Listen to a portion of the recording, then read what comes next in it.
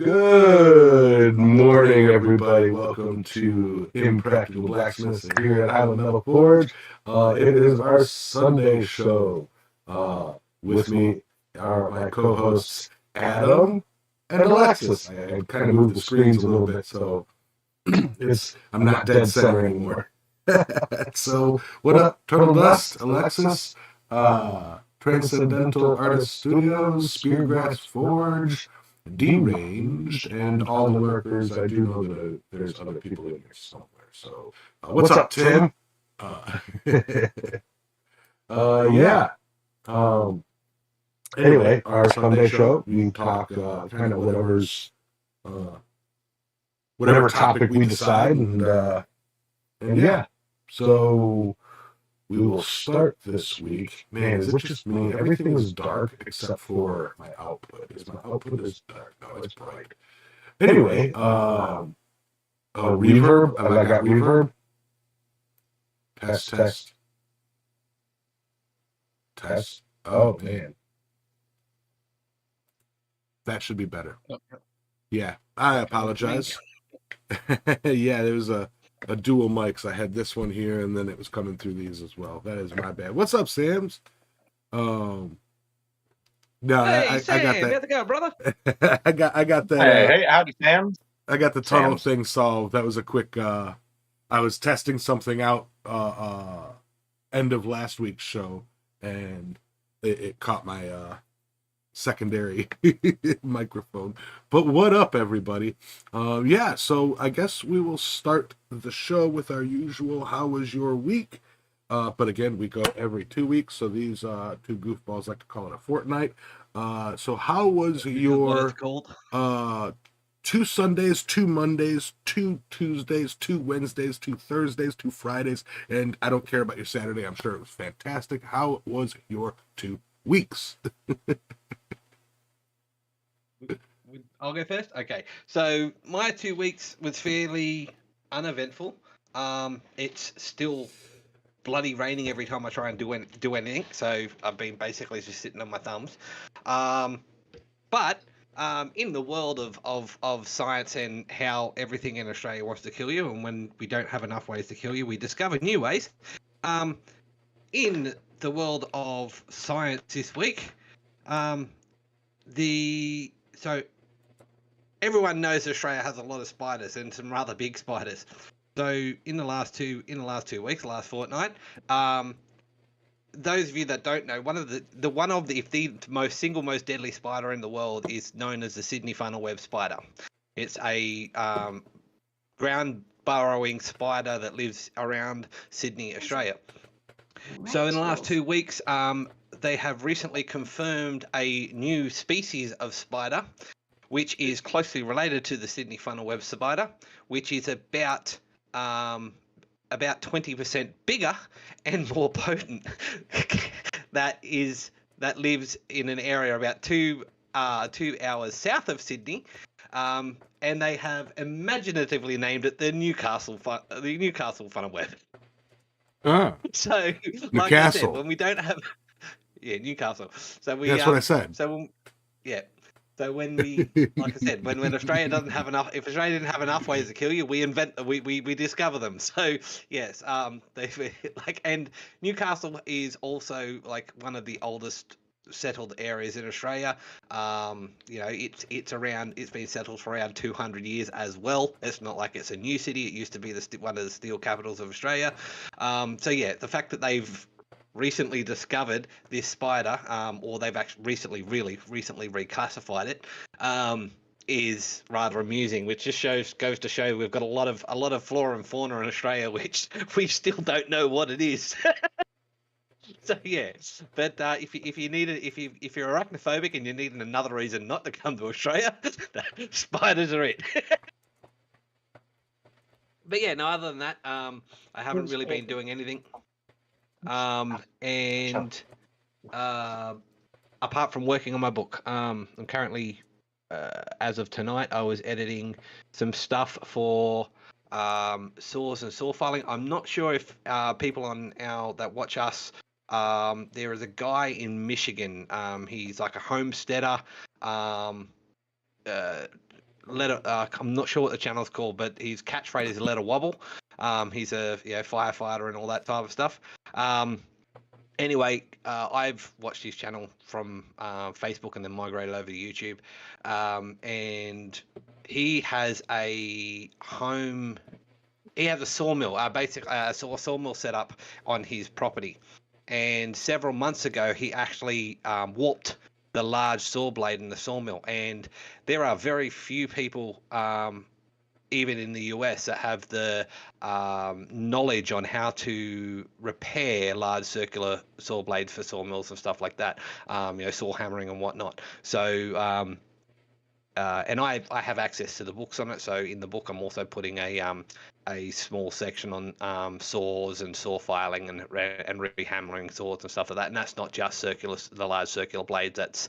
That'll include straight blades. How to heat treat and temper the hand saws and all that type of thing, and the amount of teeth per inch and blah blah blah blah blah blah, etc. etc. So I was just working on some of the information regarding that, and one of which the bit I was actually working on actually came from an Australian blacksmithing magazine from back in the day. So it's been working hard and plugging away in several hundred pages, and I'm nearly finished first draft. This is taking far longer than I anticipated. Hopefully it'll be out by this Christmas. Okay. Nothing worth doing was done quickly. Is quick. So, you put in the work, you put in the effort, and all you can do is hope that it grows from there, like that it works. That's with anything worth doing. Sorry, I didn't mean to interrupt you. No, that's all right. That's all right. I've practically finished. Oh. So that's basically been my fortnight between work and basically being sitting on my thumbs and working on my book and whatnot. I haven't really done much. Right. But yeah, that's it. Yeah. So Yamez, Yamez, how long have we been live? Too long. 15 minutes? 9 minutes. 9 minutes? Okay. I was just checking because I realized before the show that I should really wait and go second so that we're at least 5 minutes into the stream before I talk. Because I ran the fish. I ran the fish for 7 minutes. Well, I don't know if that counts or not as far as the first 5 minutes or whatever. But in any case, just because sometimes my descriptors become colorful and they're spoken before I realize it. So I know last time I was like, dang it. Anyways, my 2 weeks has been, I guess, not bad. Well, we definitely had some interesting stuff go down at work. We had an incident where some stuff got damaged, and we had just spent something like $8 million fixing it because it had gotten damaged 6 months ago, and now it's back out in the field and working, and it had been out for about a month, and the exact same thing happened again, and so it's going to be down for another 6 months, and it's going to cost the company about another $8 million. So that is awesome, and whatever is what it is. That's why we have insurance, I guess. But insurance didn't cover it last time. I don't know why, but we'll see about this time, I guess. So that happened. That was last Sunday. I was out pushing trucks because we got there were some big hills. So all the heavy loads, I'd get behind them and push them so that they wouldn't twist off a driveline or an axle trying to pull the hills with those 200,000-pound mud pumps and stuff. And I love pushing trucks. That is so much fun, just to pull up there, just get right up on somebody's bumper and then just start mash on the gas and start pushing. It's so much fun. So I did that, and I don't get the opportunity to go pushing very often.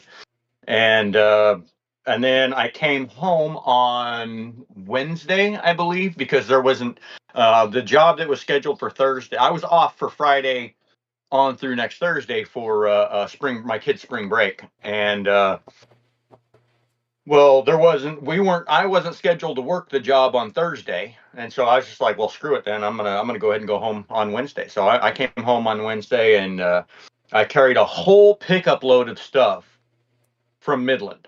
Like I've lived in that room for 11 years, and you wouldn't believe how much crap you accumulate that you don't even use or need. I mean, like literally the Oh entire yeah. back of my truck, the entire back of my truck was full. The entire back seat of the pickup was full, and then the passenger seat was things like like my computer and like the stuff that I bring back and forth when I come home.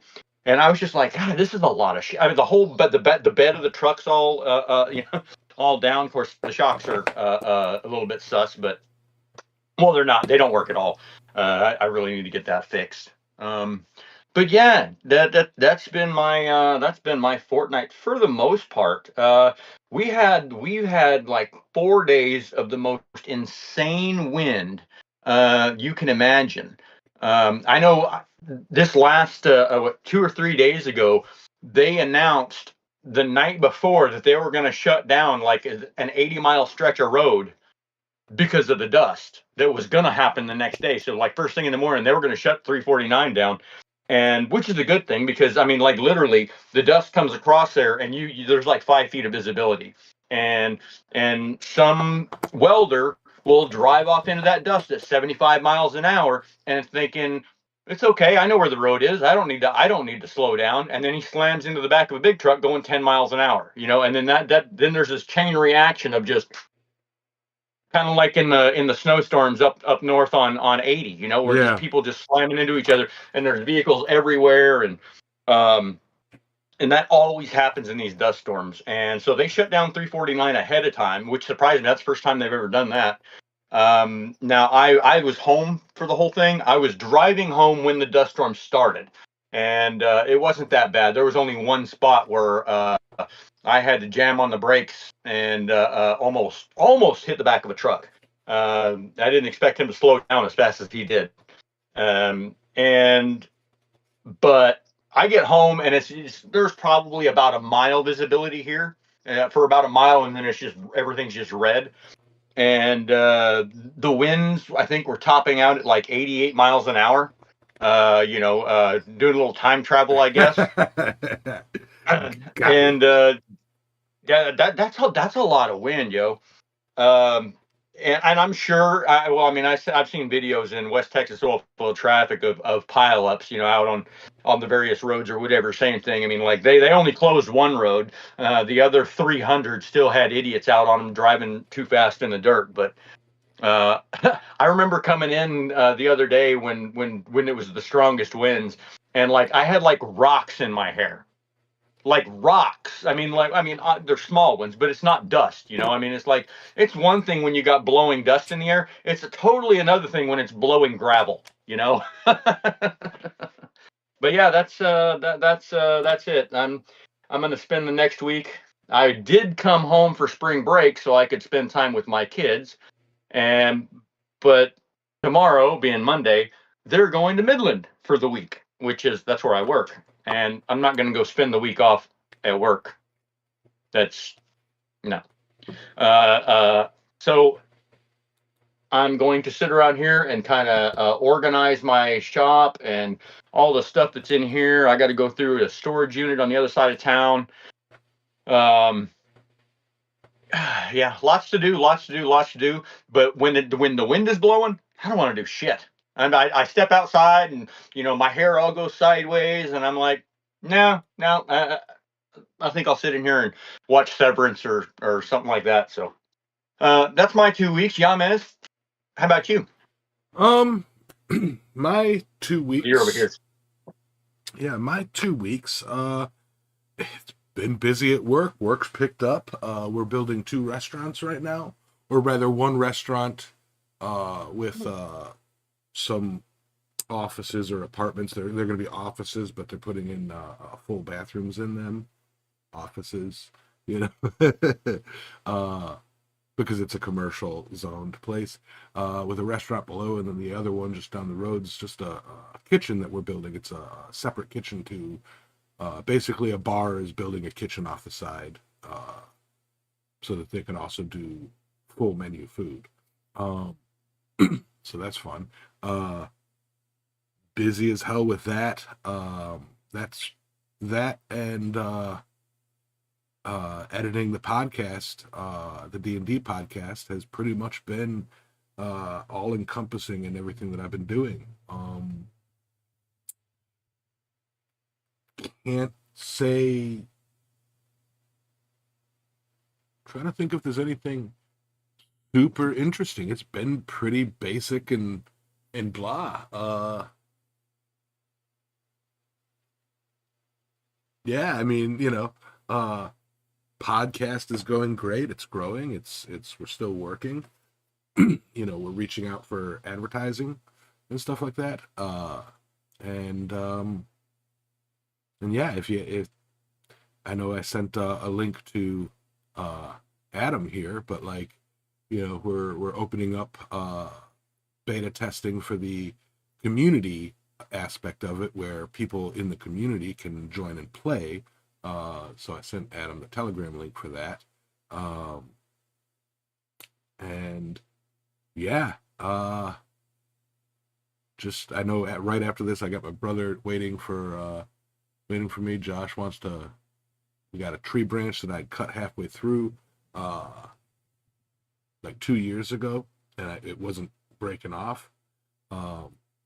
It finally broke off, and now we can get up there safely and finish the cut and get it down and process it. So that felt, but I also just noticed that's why you keep seeing me look out the windows. It's just started raining. So we'll see what the day brings. I just see Josh walking back and forth. I got so many distractions today. But yeah, like I said, not much going on, on my side of the world. Work, keep it going, I did remember something that I forgot to say. In regards to blacksmithing, I did actually get a expression of interest for a custom order this week. Had a guy contact me out of the blue. He wants me to forge him a post-apocalyptic style machete, and started off as a he wanted something that was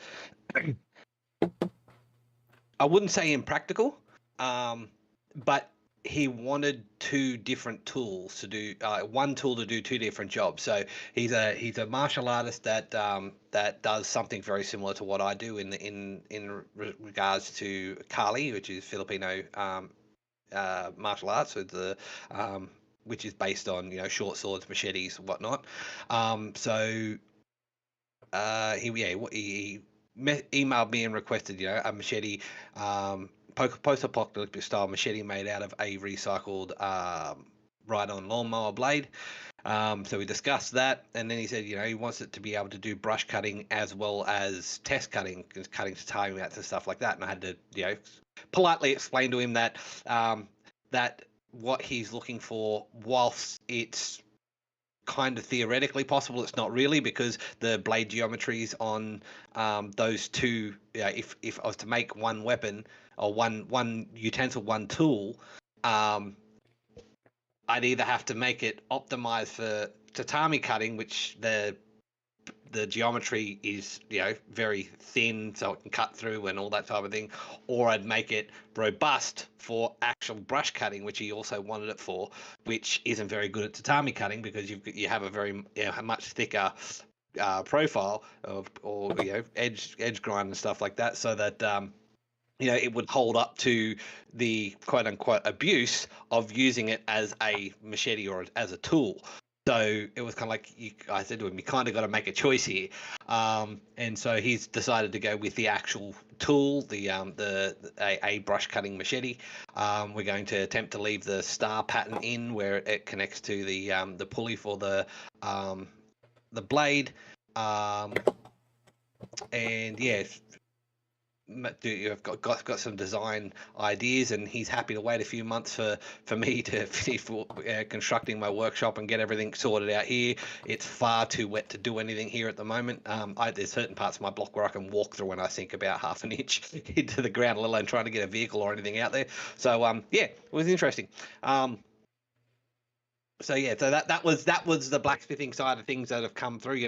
I don't get them coming through often, but for those of you out there, if you've got some sort of online presence, people occasionally pop in and say, "Hey, can you make this?" Abracadabra. Yeah. I on the blacksmithing side, I have had a few people pop in about stuff. I'm like messages on my old Facebook. I don't even have Facebook installed on my phone. It was just random freaking messaging. And it was like, "Oh, hey, are you still, actively doing things?" It's like, "Yeah, absolutely." And then they ignore me, like that. Like, oh, I'd like to get some horseshoe hearts. Okay, yeah. How many do you want? When can you come over? Doesn't read. It's like, okay. And some of the other members of the Descent team for my crypto, it's like I don't know if they're here listening right now, but I'm about to goof on them for a bit. You brought up the blades and stuff. In thinking of ideas to add to the token project, so it was like, oh yeah, it was like we got a Yamaza's blacksmithing, like we could do like $50 for an engraved blade and charge $5 for this, that, like, and it's like $50 for an engraved blade. I don't think so. I see y'all's eyes are wide, and I'm sure those were just numbers, just like random pulled out the ass numbers. And one of the it's like, oh, I've been wanting to get a sword made for a while now. It's like something like, yeah, nothing big, like a 30-inch, would be ideal for draw length and mobility. What would you recommend? I'm thinking a Gladius. I'm like, not a bladesmith. I haven't responded to that yet. I'm just like, Robert, if you're listening, 30-inch Gladius. Robert, if you're listening, I'm not a bladesmith. A 30-inch Gladius, my. I don't know. All right. I don't know enough about blades to be like, yeah, that sounds great. I don't know. I'm not a blade guy. Well, I think thankfully, not really thankfully, but because I love him, but Sam said earlier that he's gone to bed, so luckily he didn't hear that blasphemy. Yeah. Yeah. Okay. $50 engraved knife. My God. I'm sure it was just tossing out numbers. Yeah. No, I know. I mean, but yeah, it was like, yeah, I mean, if I open it, if I were to start making, because I have made my metalwork and sold it through crypto, for crypto, and at good prices too.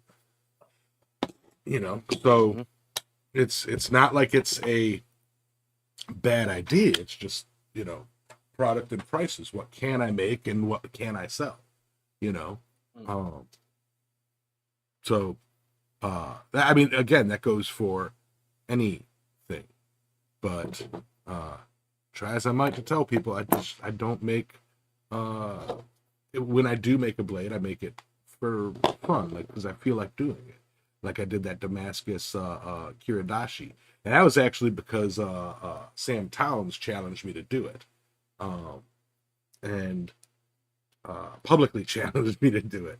So it's like, okay, okay. Hang on, wait. Did he publicly challenge you to do it, or publicly challenge you to finish? I don't know. For those of you that may have not been around or listening later that may have not been around to understand that joke, Yamez has a wonderful habit of starting projects and doing a fantastic job and then setting them aside and completely forgetting about them for several years. Hell, I don't even finish I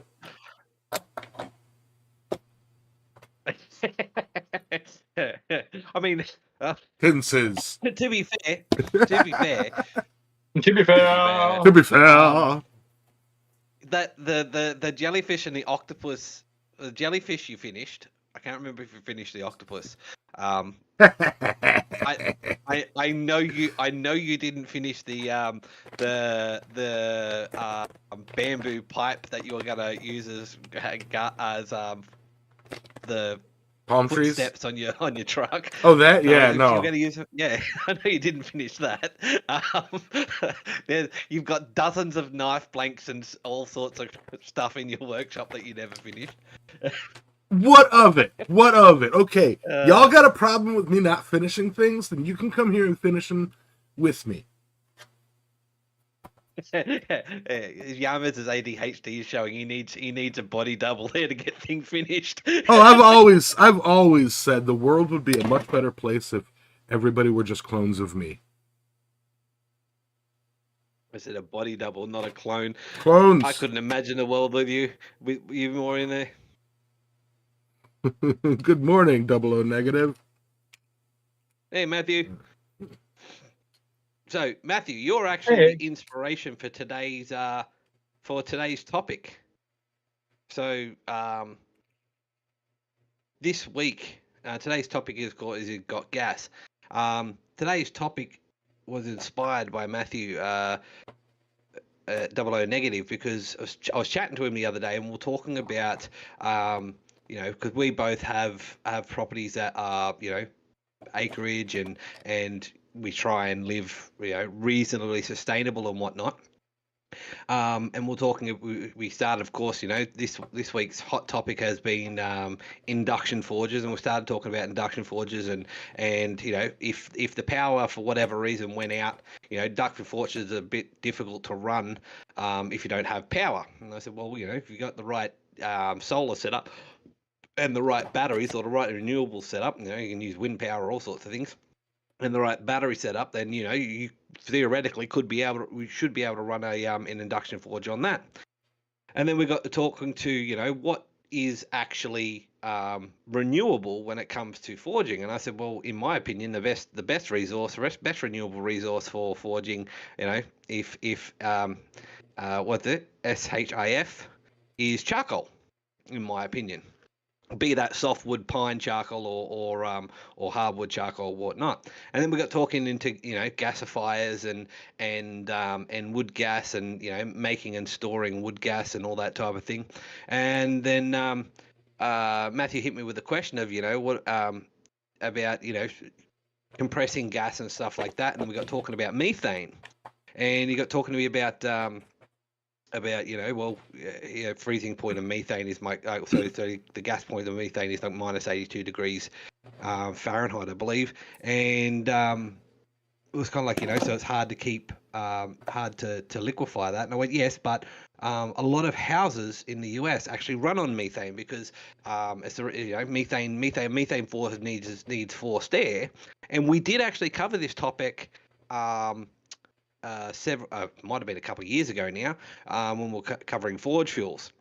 Running, if you were going to hook up to the gas main to your house or whatnot, most house gas mains are natural gas, and natural gas is methane. For the majority of the world, natural gas is methane.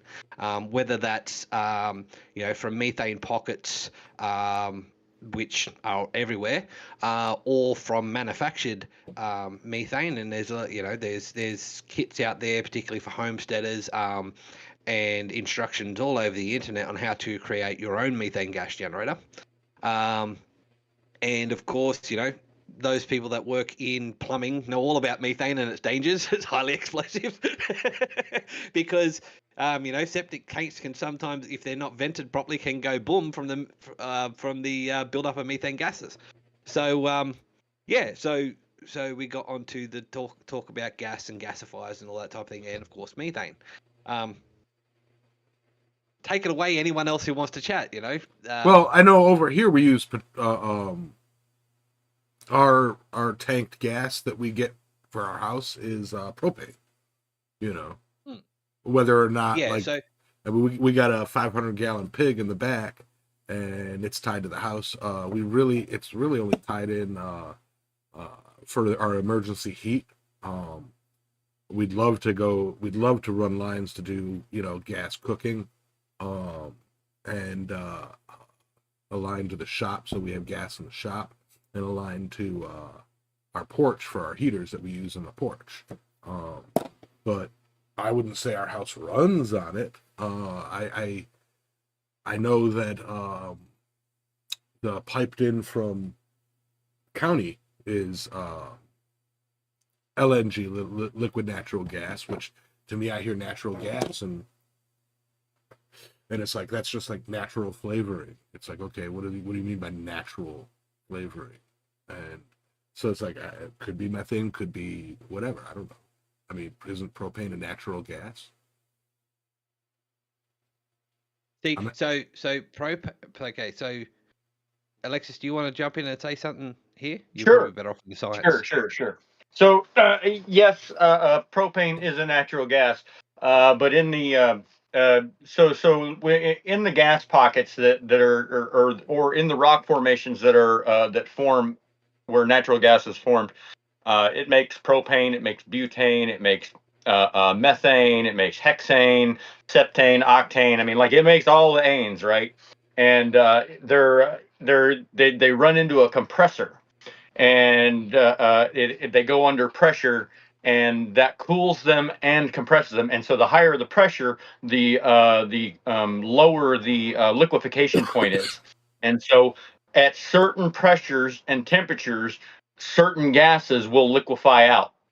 And much like, so it's the opposite of the distillation of liquefied fuels. Like, so crude oil is distilled, and the different components distill off at the different temperatures in the refractory column. So you'll have gasoline distills here, diesel distills here, kerosene distills here, and then just on and on and on.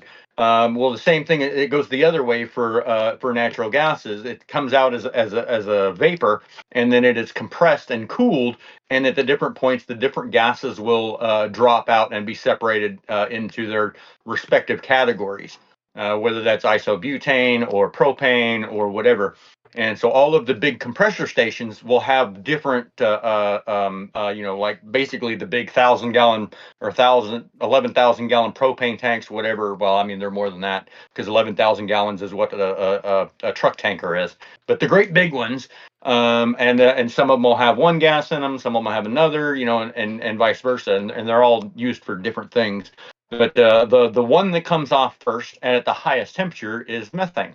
That's also the first one. It's the easiest one to drop out. CH4, one hydrogen, and one carbon and 4 hydrogen atoms. And from there, it just gets the hydrocarbon chain just gets longer and longer and longer. Like, you'll have two carbons and then 6 hydrogens, whatever.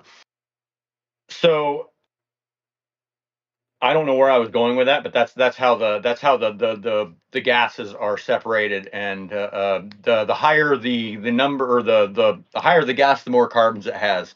So methane, butane, propane, et cetera, et cetera. And I want to say the more carbon atoms there are, the higher the BTUs. But I don't know that to be true. I think that's, but without Googling it, don't take my word for that. We did know this when we did the podcast a few years ago. I wanted to interject. I saw on TikTok a small battery-powered induction forge thing. Now, maybe not, it doesn't get hot enough for forging, but it's an induction heater. So like it shows this guy, he pops in the coil and he puts it over an exhaust bolt that's all seized up or whatever on an exhaust manifold, and then he just pulls the trigger until the nut on that exhaust manifold starts glowing red, and then he comes in and breaks it right off and take, it basically is showing him, putting them over bolts and making them glow red or whatever, and it's like, that's like a little mini battery powered induction forge. I didn't click on the link or anything like that. I just actually watched the whole commercial for it, and I was like, that's really neat. And I'm thinking, how could we, like Tim the Toolman Taylor, how could we soup that up a little bit, Oh, those handheld inductions, those bolt heaters, those handheld induction things. I want to get one so bad. I have asked about them because I do know some people that have them, and they are not as, again, like you said, how do we beef it up? But like they are definitely not as strong as uh, a large induction forge. Right. It takes a lot longer to heat the stuff up, and it doesn't get as hot.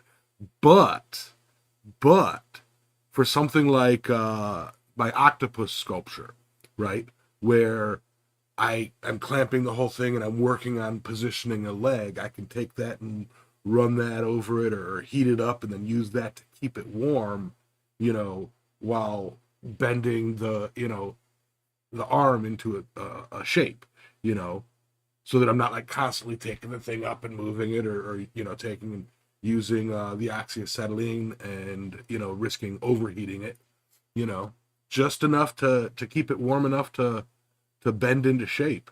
That something like that would be freaking great. Or So doing hooks or whatever, where you just run it over small stock and then boom.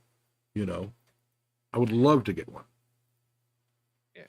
So Jack Pines asked, so is natural gas methane, because many municipalities distribute natural gas for cooking and heating. And yes, natural gas is methane. So the reason why methane is natural gas is because you can create methane on its own Right here. using natural methods. Yes, we So, can. for example, manure. Mhm. Manure is a very common breakdown of manure. Bacteria in the breakdown of manure create methane as a byproduct. So, Alexis? and the way they intend to create meth. That's why Starship is a methane a methalox setup, because you can create methane in the presence by the disassociation of water in the presence of carbon dioxide. So when you disassociate water, you get liquid or gaseous oxygen, and you get hydrogen all by itself. Well, in the presence of carbon dioxide, the carbon dioxide will bond to the. There's more to it than that, but I mean it's not quite that easy. But yeah, the carbon will bond to the hydrogen, and you can create methane from water and the atmosphere. I mean, Yeah. like I could provide methane, you Yes. know. Um, Yeah, Just saying. and but that might be contaminated with H2S, so we got to be careful there. Oh, it's contaminated, all right. but yeah, so natural gas is methane. Now the reason why natural gas um where as opposed to the other gases, which are generally butane, propane, all that type of thing, they're generally all kind of under the banner of LPG, is because those particular gases can generally only be found, like broad spectrum, generally only be found in association with petroleum or gasoline products. There, that's the reason why a lot of uh, oil wells and stuff like that have the pipes that come out so they can degas them, and the flames and all that type of thing. They're burning off that excess the gas that is often associated with fossil fuels. Um, so Correct. yeah, If a well doesn't if an oil well is in a field that doesn't have infrastructure for transportation of the natural gas, it has to be flared off, because you can't just like put it into a tank. You have to have a compressor, and I mean, if you've got a compressor, then you've got infrastructure to transport natural gas. But a lot of times, oil fields don't have, especially new oil fields, new areas. They don't have any kind of infrastructure for the natural gas, so you can see the big old methane flare up on the side just burning. And you see a lot of that out here. Even you'll like at night, you can just see, especially when you're flying in and flying out in the dark, flares everywhere, and it's just like, man, That burning off like 30 million cubic feet of methane a day. yeah. when I So lived in Illinois, it's either Plainfield or Romeoville, one of those two. There's a big petroleum factory. I'm assuming it's a petroleum factory. I mean, it's sprawling, probably a couple hundred acres of silos, towers, bridges. A lot of the smokestacks or gas stacks that are on fire. So yeah, I know exactly what you're talking about there. Yeah.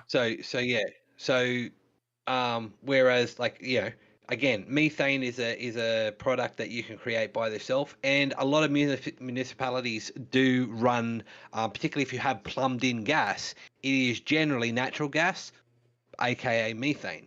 Now, methane doesn't generally make a good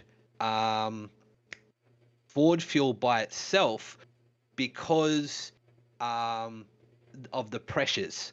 It's generally not as pressurized as LPG, propane, all that type of thing, because it does, in order to make it liquid, and then to bring it back up to temperature where it's usable. That's generally an industrialized process. So even the tankers might bring it to the municipality as a liquid, but then they've got the power and the infrastructure to warm it up to be able to actually be used. Or it gets shipped to mine sites and all that type of thing, or put in rockets, whatnot, in order to be used. Now, that said, you can use it as a forge fuel. It's just it requires forced air in order to run properly at the temperature, at low pressures, at very low pressures.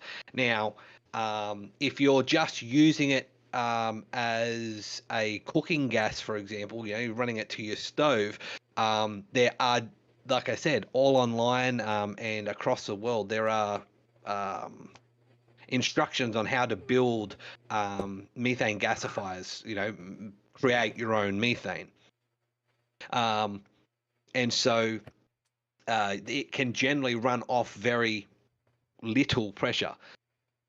And of course, the forced air, as we know with any gas, oxygen plus fuel, particularly forced air plus fuel equals, higher temperatures. So, and of course, you've got to balance that out with oxidizing and stuff like that.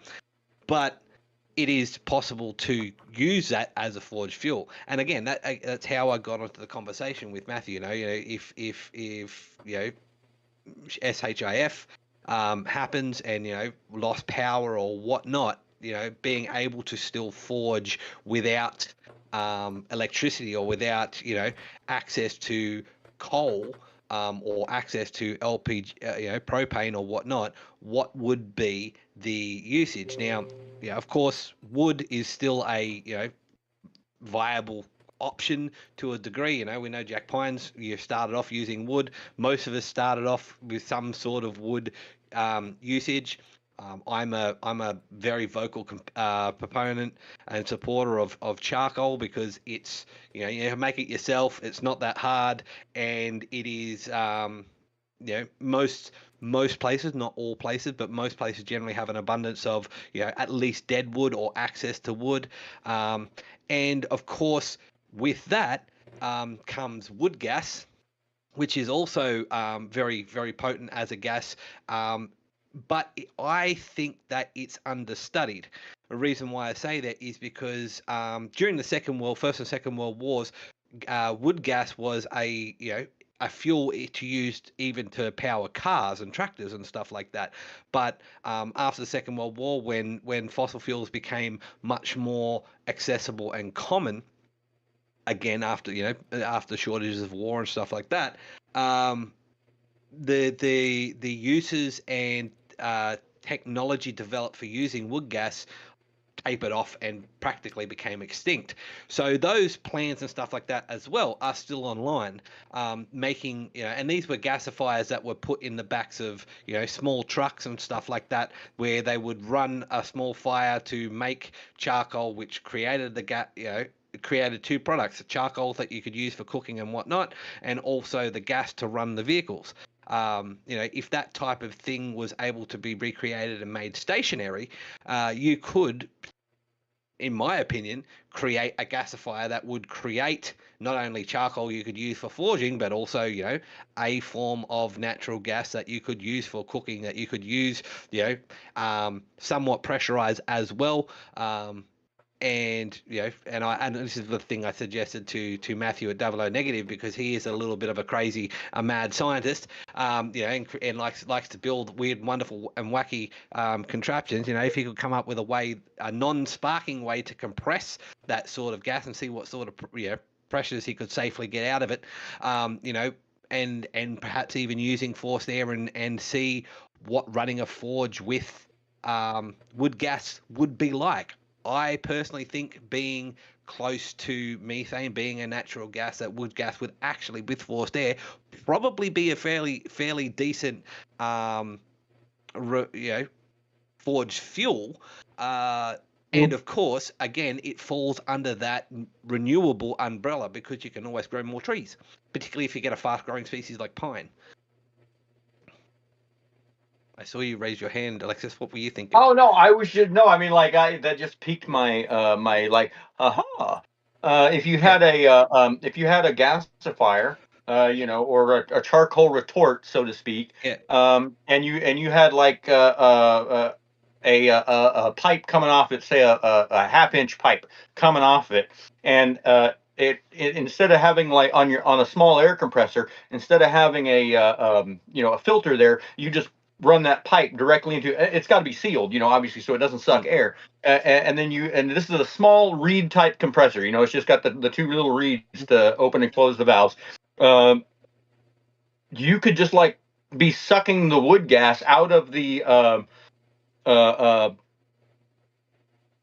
charcoal retort / gasifier, and then and compressing it up to 90, 100 psi into like one of the little air pig things. And this is just a proof of concept kind of situation. And then now you've got wood gas at like 90 psi. I'm assuming it wouldn't blow up, but I also don't know what all the constituent gases are in wood gas. Beyond. It'd definitely be a research topic that you'd look into first, because I mean, of course, wood gas has been studied, and so but I mean, watched a YouTube. Because hold on, I was gonna say, because you wouldn't want to do that and then find out there was acetylene in wood gas. Because when you got to 15 psi, you'd blow up your air pig, and I mean, if you're anywhere near it, I mean, bye. Yeah. But I mean, and one of the things, like, you do have to kind of, to a certain degree, filter it, because coming off the charcoal retort is also wood vinegar, and you've got your tars and stuff like that. But I watched when I first started looking into making my own charcoal and stuff like that, I watched a video on a gasifier, a charcoal retort gasifier, and the gentleman that made it ran a pipe into a large drum of water, which had the like a smaller container in the middle, where the end of the pipe would go to the bottom of that container, and it would filter through the water, and as the container filled with gas, it would actually rise up. Now, from that, if the water would then filter the gas, take out the wood vinegars and all that type of thing, and then from that, if you run to like the compressor type situation that you were talking about, depending on the chemical composition of the wood gas, of course, then you could do that. Yeah, basically running it through a bubbler, like on a distillation apparatus, where you run it into the water and it bubbles through, and the water kind of pulls the contaminants. Yeah, contaminants out. Yeah, okay. Yeah, that's an interesting idea. Yeah, and so two things that do come off wood gas is methane and hydrogen, yes. And I mean, there's a hell of a lot of steam as well, from particularly in the first stages of making charcoal, because it's removing all the remaining water and whatnot. But yeah, it would be a very interesting, particularly for those that are looking at self-sufficiency or off-gridding and stuff like that. I think it would be a very interesting experiment, particularly if you could, somewhat pressurize it and contain it in, even to lower. And of course, I don't recommend this.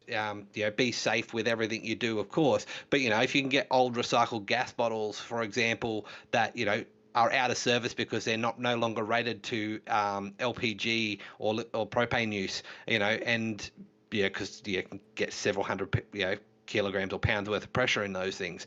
So if you get it to if those bottles could be quote unquote refilled with wood gas, and then particularly for people off grid and all that type of thing, during the winter, use it to run heaters or use it to run your stove and all that type of thing. Yes, there would probably have to be some adjustments made to how those things operated, but it would be a renewable source of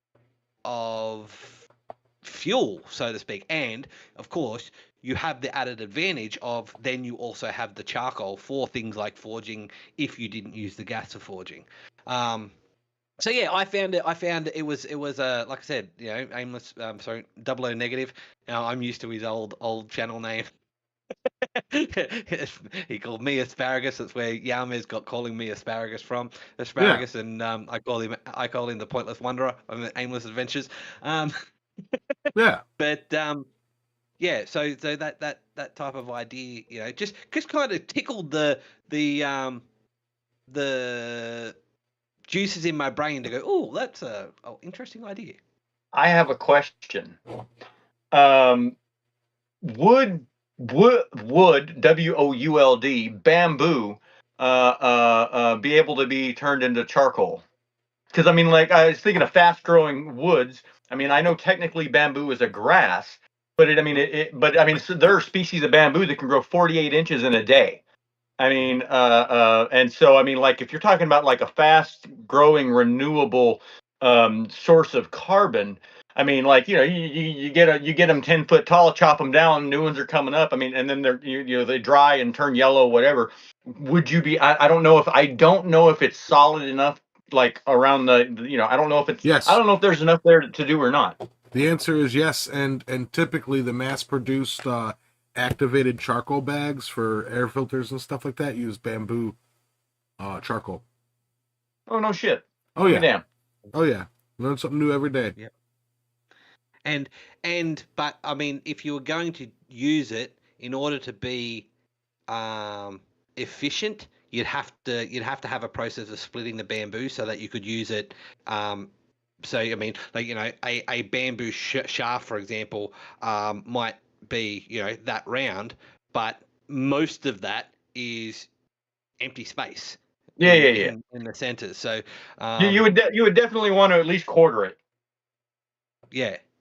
Yeah, so then that way you can stack it all in, and you get, particularly in the system I use, for example, which is a 44-gallon drum or 55-gallon drum if you're in the US, that is, you'd be able to, partly pack it in, which, improves your yield.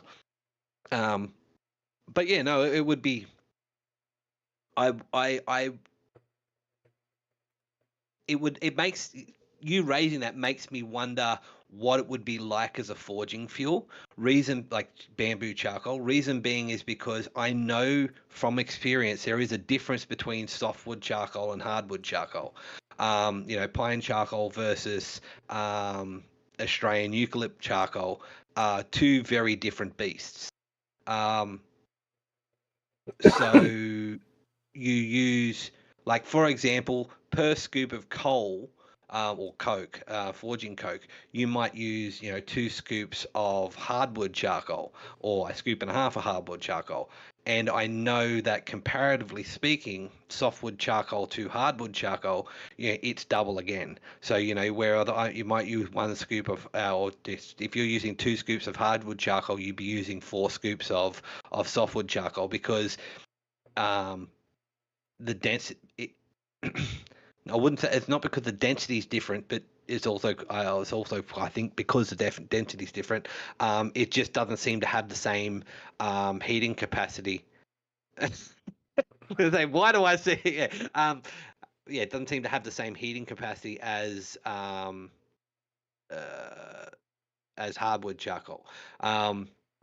So, but then again, that differs via species in the sense of, oak or American oak charcoal, for example, probably, and not having experience, probably burns different to Australian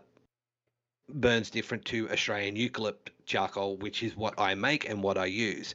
And for those of you that have watched the guy that splits logs and stuff like that, the Thor and very Bradley. yeah, that's it. You would see that Australian eucalypt is a very dense and very hard wood. And that's not even the hardest wood we have access to in Australia. Not saying it's the hardest wood in the world, but most eucalypts are very dense and very hard and a pain in the absolute freaking rear. You're the hardest wood they have in wait. Australia. I was gonna say, just wait till I come to visit. Yeah. The hardest wood in Australia is between my fucking shoulders. Yes. It's pretty fucking dense too. But yeah, no. But so like I said, I can only speak to Australian hardwoods in the sense of their density and how they burn. But as someone that has now used both coal or coke and Australian hardwood charcoal, I can say that they are very similar in volume of use. So, like I said, for example, a scoop of or a shovel of coal versus a shovel of charcoal, I will get just as much, and this is on a hand cranked, an electric blower forge. I will get the same amount of time and forging ability from both, whereas I'll only use about a shovel and a half of Australian hardwood charcoal. Yeah. I hear a voice. No, I'm multitasking. It's fine. I'm okay. all over the place with things. Hey, Roy, and here comes Roy to say no. Coal is better than charcoal. So I was curious, do y'all have any like wild bamboo down there, or is that not a thing? That's only over the Asia area?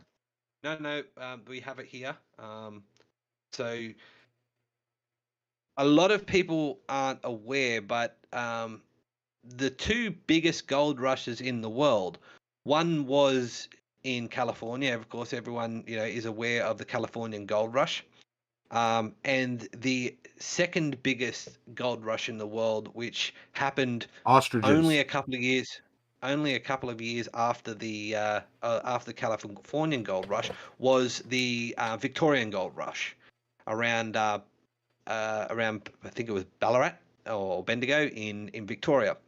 And then after that, not long after that, the late 1800s was the Northern Territory gold rush. So we had a gold rush up here as well, but there were less Europeans and more Chinese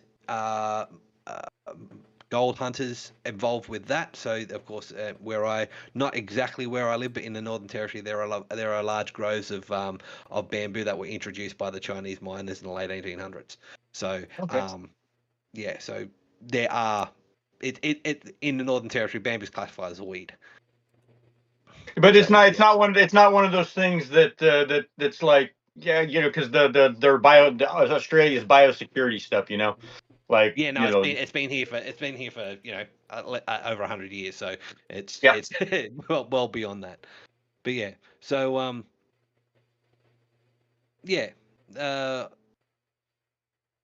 it'd be interesting to try what bamboo would be like as a forging, like bamboo charcoal would be like as a forging fuel. At some stage, I might do an experiment with it.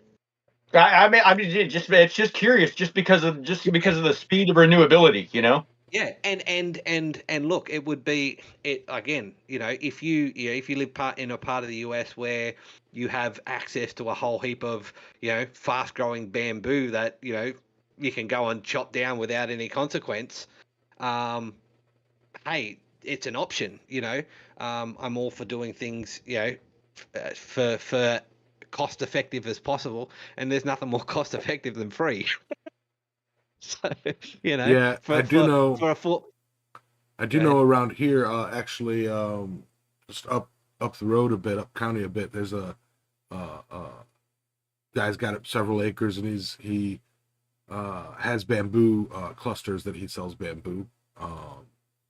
And then you can also get bamboo at the yard place that does palm trees and whatnot. And one thing that I've wanted to do, and I've said this before, is clear all the trees off my property and then plant bamboo and palm trees for as a border. And that would be part of. I would also build a retort to process and get rid of the bamboo, as it grows, because it'd be trimmed. It would be. I can't let that spread. Yeah, I mean, yeah, because pretty soon you don't have a fence and you've got a grove. Yeah. and on that note though, not all bamboo is the same. You see, for example, a lot of movies where you've got the bamboo forest, where you've got a foot between each individual shoot. Personally, and my brother's been to Japan and whatnot, so I've seen photos of those bamboo forests. Whereas the bamboo that we have here, which is a weed, is a very large. It's used for it's the type of bamboo you see in Asian countries that is used for scaffolding and building and all that type of thing. It's very fast growing. It is very robust and thick, but it grows in great big clumps. It is, these clumps can be 15, 20 foot round. They're huge and they're very, very thick and very, very dense. It's not individual stalks. It's like a big, thick grass clump. And Yeah. and that's part of the reason why they're weeds. And then, of course, you have ornamental bamboo, which is, they can grow in, thin shoots and they're not very big and all that type of thing. So bamboo ain't bamboo, y'all. To kind of paraphrase Roy- the old oil ad. Because the bamboo in the grove versus the bamboo you buy at Walmart that's in that little bitty pot and it's twisted around or whatever, that's not the same thing. That little one that's in the pot, if you plant it in the ground, you're not going to get 3 feet a day of growth out of it. It's not quite the same species. Those are that species is those stay small and very slow growing bamboo. I mean, they will get big 20, 30 years down the road if they live that long, but. Yeah, the stuff I'm thinking specifically of is that large, fast growing stuff that it's like, man, that would be interesting to try out for sure. Yeah. Roy brings And up then a the good o- and- point. I wonder if charcoal was better when the trees they were cutting large, old growth forest versus now where most trees are less than 100 years old. So that goes into the, I would think like hardwood charcoal versus not hardwood Yeah. charcoal. Yeah, Because isn't that the thing with old growth? Is it's older, more dense, compact, hard wood. So yeah, I mean, unless you're talking like already hardwood, old wood, so hardwood. Yeah, it'd be interesting to figure out the BTU difference between coal, the hardest hardwood, and where that would kind of, BTU difference in the density of the wood. And then you could use that Yeah. with a little bit of clever math and figure out what the BTUs of old growth would be, old growth wood. But I mean, Yeah. Yeah. And that kind of comes back to what I was saying before, in the sense of the density of the woods contributes to how energy efficient they are. Like I said, my experience with charcoal is Australian hardwoods and Australian softwoods, but that does include pine. So but I also do know that Japanese smiths use, quote unquote softwood charcoal, being pine charcoal. So the differences in those two burnings are different. If you had access to pine charcoal, you are definitely going to notice your per volume you are going to go through more than coal. Like I said, in my personal and direct experience, I do go through more hardwood charcoal than would comparative forging with coal, but it's not much. Like I said, in my experience, it is, per shovel of coal, it is a shovel and a half of hardwood charcoal. Over time, that works out to be a vastly different amount, of course. But considering the expense of of coal where I am, that cost effectiveness is much better. Yeah, it's if you're using a shovel and a half to every shovel of coal, like half as much, 50% as much. So for a burn rate, you're burning 50% as much. So as long as the cost of charcoal, the cost of time making the charcoal and all that stuff is less than 50% cost of coal, or more than whatever. But yeah, 50% is a huge percentage for efficiency when you're talking efficiency. Yeah, absolutely. But when you're talking cost, like for example, let's say it costs you, what do you guys pay? Like £40 bag, or $40 a bag or whatnot of coal? Depending on whether you got the hookup, like we talked last week. Like if you get the hookup, Okay, it's $5. If you don't, it's $25. Let's do round numbers. Let's say it's $10 a bag, right? $10 a bag. Now, let's say that bag is equivalent to there's 2 bags per 55 gallon drum, let's say. Like I said, these aren't accurate numbers, just comparative, right? So it costs for a 55 gallon drum of coal, cost you $20, right? Now, comparatively speaking, that same 55 gallon drum of charcoal takes you 6 hours to make. And that's not, let's say 8 hours, because you've got to split the wood, put it in there and burn it and keep an eye on it. Now, time versus money cost, right? The coal is more efficient in the sense of it's cost you $20. You haven't had to do anything with it other than go and pick it up. Whereas, for the charcoal, it's cost you 6 hours, 8 hours of work, which you could have gone and earned by doing a job. Okay. But normally people who have a lot of money are very time poor, whereas people who have a lot of time are very money poor. Yeah. Right. So, that 6 hours that, they picked up a secondhand 44 gallon drum and they've made a very simple charcoal retort like mine, and let's say the drum was free. So that barrel of charcoal has effectively maybe cost them $5 in fuel for chainsaw to go cut up the actual log, but if they use an axe, it hasn't cost them anything, right? So it's only cost them the 6 hours as opposed to the $20. And then from that 6 hours, they've now got 75% of the forging time that they do, or 50% of the forging time, let's 75, no, because it's 1.5 shovels using Australian hardwood charcoal. I would have 75% of the forging time of that 55 gallon drum for what effectively is free. So I could make 2 of those barrels, and say I got 2 55 gallon drums and I made them at the same time. I now have a comparable amount of forge fuel for less cost. So for me personally, in my situation, right, or for someone that may live in a very well forested area with a lot of dead wood and all that type of thing, it may be cost effective to go, okay, charcoal is a very good, fuel for me because I can make it. I don't have a lot of, spare cash, so I can make the coal. I don't have to go anywhere to get it. If I need more of it, all I've got to do is walk out into the forest and cut up some more wood.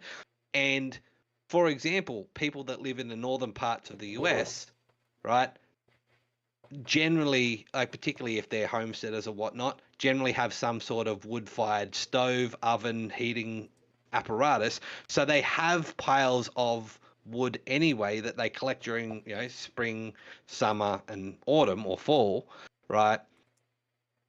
So going and collecting that firewood is part of living that type of lifestyle anyway. So it's not much of, considering that's happening anyway, getting a bit more and another step to make forge fuel kind of makes sense, you know what I mean? Whereas, traveling an extra, even if it's only 50 miles to go and get, a couple of bags of coal may not be cost effective.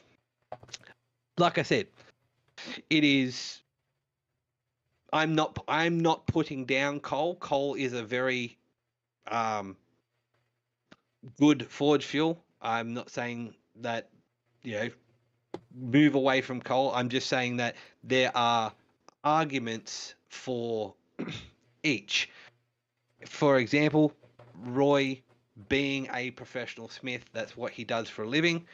For him, coal is more cost effective because it's not only monetarily cost effective, but he gets that better BTUs, better forge efficiency for what he's making.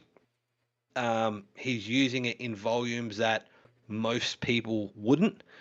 But also, if he took the time to make his own charcoal, then that is time lost in production that's making him money. So it's that 50-50. And it's also the reason why, looking back through history, charcoal making was a trade until itself. Your blacksmiths didn't make their own charcoal. The charcoal makers made the charcoal, and then the smith's boy would visit the charcoal maker and buy X amount of charcoal from them, because it was time versus money thing. It was cheaper to go and purchase the charcoal than it was for the smith to create themselves. Not that they couldn't do it, but again, one of those time and money things. So yeah. And also going back to that whole, what's traditional fuels that we had a joke with Bar Run Forge the other day.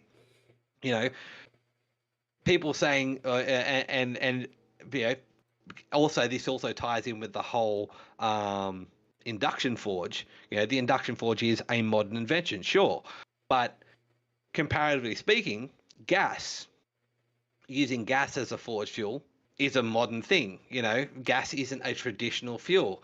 Go back a little bit further, coal is not a traditional fuel, because it depends on where you set that bar as to what's a traditional fuel. Well, I guess if you go back far enough, you have to forge in a volcano.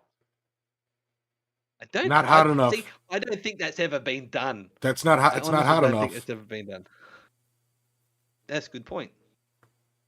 Why would it not be hot enough? Look at the temperature. Molten rock is hotter than molten iron. I mean, yeah, but I don't think ambient like you'd have to actually stick it into the lava in order to get, or the magma right. In order to get the radiative heat might not be enough. So yeah, but yeah, like I said, it depends on where you stick that bar, as to what you can say is a traditional forge fuel. It's just like you can have the same argument as to what's a traditional forge or traditional blacksmith tool. Depending on where you go, you do have different designs of hammers in different parts of the world and all that type of thing. I mean, for example, I can say that the modern power hammer, be that a tire hammer or a little giant or whatnot. A little giant was only invented, or I think, around the 1860s. So comparatively speaking, a power hammer is not a traditional tool, you know.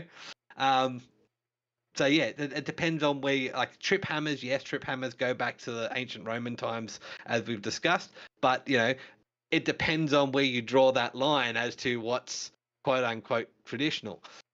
Even insofar as a London pattern anvil, the London pattern anvil, which most people associate with blacksmithing, is only about 200 years old.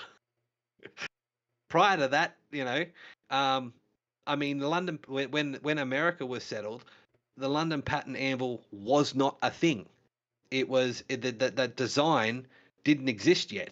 And I mean, the US was settled in the late early 1700s.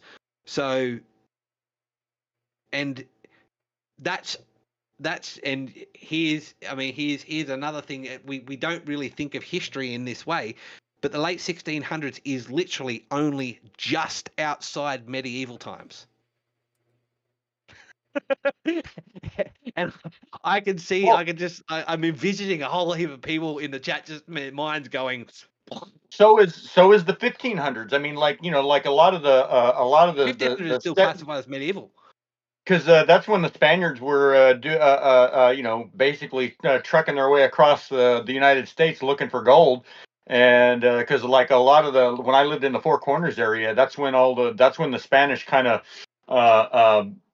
basically mined it out. Not all the way, but I mean, like they took all the big stuff, and shipped it all, or shipped most of it back to Spain. But yeah, that was the early 1500s, mid 1500s. I mean, like that was I guess that would be Middle Ages, because the way things worked in Europe at the time.